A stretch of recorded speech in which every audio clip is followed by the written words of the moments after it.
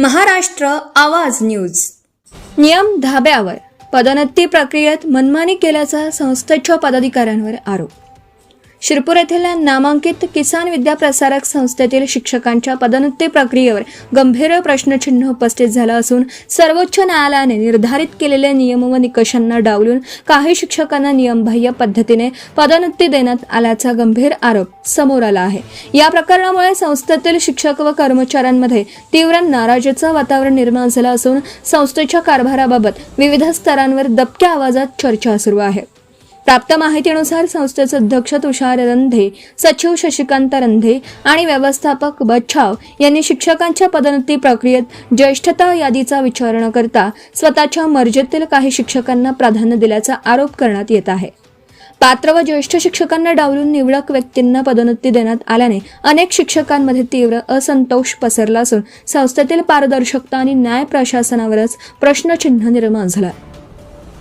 कर्मचाऱ्यांच्या म्हणण्यानुसार अनेक वेळा वरिष्ठतेचा निकष बाजूला ठेवून पदोन्नती देण्यात आली असून यामुळे अनेक पात्र शिक्षकांना त्यांच्या हक्काच्या संधीपासून वंचित राहावे लागलं आहे.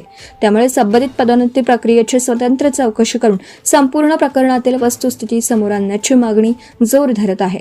याचबरोबर संस्थेच्या इमारत बांधकामासाठी कर्मचाऱ्यांकडून सक्तीने वर्गणी वसूल केली जात असल्याचे आरोप करण्यात आले आहेत. काही कर्मचाऱ्यांनी असा दावा केला आहे की इमारत निधीच्या नावाखाली त्यांच्यावर आर्थिक दबाव आणण्यात येतो. इतकेच नव्हे तर काही प्रसंगी कर्मचाऱ्यांच्या संमतीशिवाय एका महिन्याचा संपूर्ण पगारही इमारत बांधकाम निधीसाठी वळता करण्यात आल्याच्या तक्रारी समोर आल्या आहेत. या प्रकारामुळे कर्मचाऱ्यांमध्ये भीती आणि नाराजीचं वातावरण असल्याचं बोललं जात आहे. दरम्यान संस्थेतील काही वादग्रस्त कर्मचाऱ्यांविरोधात विशेष तपास पथक स्तरावरील चौकशी सुरू असतानाही अशा कर्मचाऱ्यांना नियमबाह्य पद्धतीने पदोन्नती देण्यात आल्याचा आरोप अधिक गंभीर मानला जात आहे.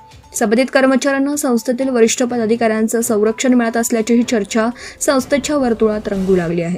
त्यामुळे संपूर्ण पदोन्नती प्रक्रिया, आर्थिक व्यवहार आणि प्रशासकीय निर्णयांची उच्चस्तरीय चौकशी करण्याची मागणी आता अधिक तीव्र होत आहे.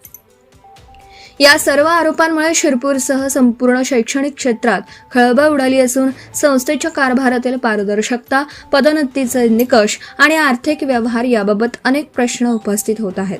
या गंभीर आरोपांची सत्यता पडताळण्यासाठी संबंधित शिक्षण विभाग, धर्मादाय आयुक्त कार्यालय तसेच अन्य सक्षम यंत्रणांनी निष्पक्ष चौकशी करून दोषींवर योग्य ती कारवाई करावी अशी मागणी कर्मचाऱ्यांसह शिक्षक क्षेत्रातून व्यक्त होत आहे. Subscribe now and press the bell icon. Never miss an update.